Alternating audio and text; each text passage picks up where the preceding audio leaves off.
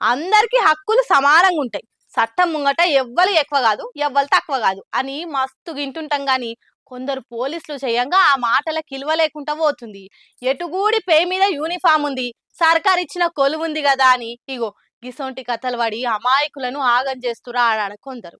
Jai Bhim cinema యాదుంది కదా, case clear చేసేందుకు అమాయక దళితుని పట్టుకొచ్చి దొంగతనం చేసిన వాడిని ఒప్పుకో అని కొట్టి కొట్టి చంపుతారు పోలీసులు. అగో అచ్చం అసొంటి ముచ్చట్నే ఇది కూడా. చార్నగర్ లో అంబేద్కర్ కాలనీలో ఉండే నాగేంద్ర అంటే ఆయన పోయిన నెల 24 తారీఖు నాడు స్టేషన్ పోయి ఇంట్లో 26 తులాల బంగారం పోయిన సారు అని కంప్లైంట్ ఇచ్చిందట. దాంతో డిటెక్టివ్ ఇన్స్పెక్టర్ రామరెడ్డి ఇంకో 5 పోలీసులు వచ్చి కేసు రాసుకొని చుట్టుముట్టు మొత్తం చూసిరట. కూలి పని చేసుకొని బతికే సునీత, భీమయ్య అన్న ఆల్మొగలు పక్కింట్లుంటే ఆలమీన అని మనపడ్రట.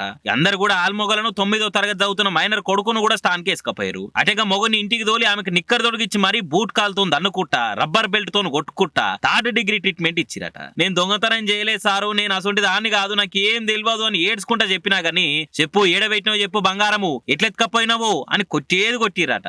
నిజం ఒప్పుకుంటావా లేదా అని అనుకుంటా ఆమె మైనర్ కొడుకును కూడా ఆమె కండ్ల ముంగట్నే కొట్టిరట. అయ్యో కొట్టకూరు సార్, పోరాడు వాడు వాడినెందుకు కొడుతుర్రు అని అన్నా కూడా ఈయనకుట్ట ఈమెను ఇంకా ఎక్కువ కొట్టే వరకల దెబ్బల కండు తిరిగి ఆయపాయ అడ్డం పడ్డదట. అటంగా ఫిర్యాదు ఇచ్చిన కారాలని తీసుకుపోయి ఇంటికాడేసిరట. మేం కొట్టినట్టు ముచ్చట బయటేనని చెప్తే మంచిగుండ చూడు అని బెదిరిచ్చిరట.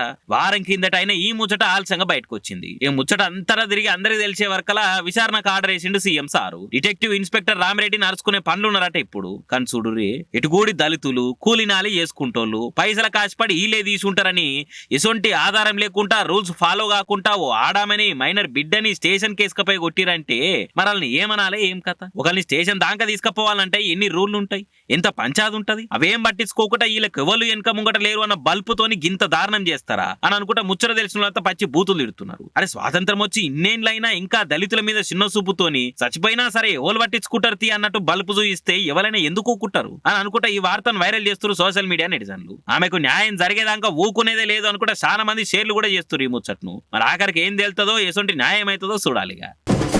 సిటీలోకి కొత్త ఆఫీసర్ వచ్చాడు రో. అలర్ట్ అలర్ట్, సార్ మస్తు స్ట్రిక్ట్, ఒరేయ్ లంచాలు ఎక్కడ చదిరేయండి అని ఎలివేషన్లు ఇస్తారు సినిమాలల్లా. కానీ గిడ నిజంగానే స్ట్రిక్ట్ ఆఫీసర్ వచ్చిండు. కాదు వచ్చింది కాకుంటే మనిషి కాదు. గదేంది తమాషాలు చేస్తున్నావా, మనిషి కాకపోతే ఇంకెవరు వస్తారు ఆఫీసులకు అని తిట్టుకోకుర్రి. వచ్చింది ఆడనో మొగనో తెలియదు కానీ మస్తు స్ట్రిక్ట్ ఉన్నారు. లంచాలు తీసుకునేటోళ్ళ భరతం వాడుతుర్రు. మాటలాపు వచ్చిందో వాళ్ళ జూపి అంటారా, మళ్ళీ ఇంకెందుకు లేటు చలో సుషేరి. ఆహా సుషిరా, కుర్చీలో ఎవరు కూర్చుర్రు? డిస్టర్బ్ చేయకురి, మళ్ళా కోపం వస్తుంది. అసలే గరంలుంది. ఇది అయిపోయిందా? నెక్స్ట్ చెల్లింది నాకు నచ్చలే, కింద పడే. బాబు ఇప్పుడు బనానా వద్దమ్మా, మొదలు పని గాని. జల్దీ ఇంకేమేం ఫైల్స్ ఉన్నాయో అవన్నీ పట్టుకరారి.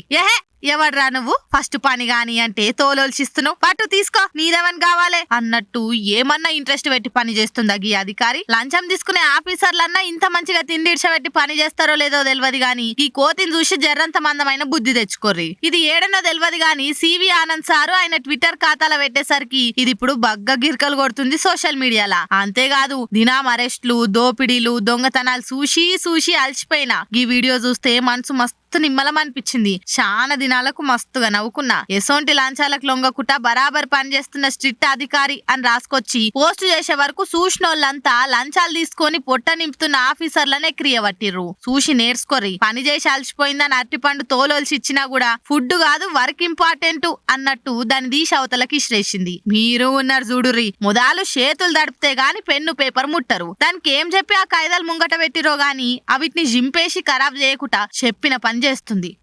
జంతువులకున్న బుద్ధి లేదు మీకు అని 7 దోషుల మన్నెత్తిపోస్తుర్రు కొందరు ఆఫీసర్ల కథలకు ఆగమైన బాధితులంతా.